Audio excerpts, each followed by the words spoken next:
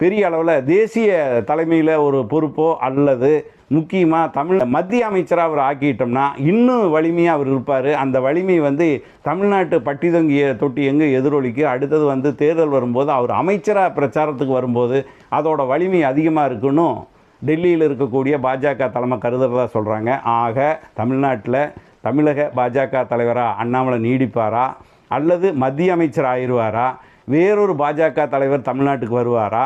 அப்போ பாஜக தலைவராக புதுசாக வரக்கூடியவருக்கும் மத்திய அமைச்சராக இனி ஆனார்னா அண்ணாமலைக்கும் ஆன இணக்கம் எந்த அளவுக்கு வருங்காலத்தில் பாஜக, அதாவது 2026 தேர்தலில் முதல்வர் வேட்பாளராக அறிவிக்கிறதுக்கான வாய்ப்பு இருக்குது. பாஜகவில் அந்தந்த மாநில தலைவர் கைதான் ஓங்கி இருக்கும். அப்படி இருக்கிற பட்சத்தில் இன்னொரு முருகனாக அண்ணாமலை ஆயிடுவாரா அப்படிங்கிற கேள்வி நிறையா இருக்குது.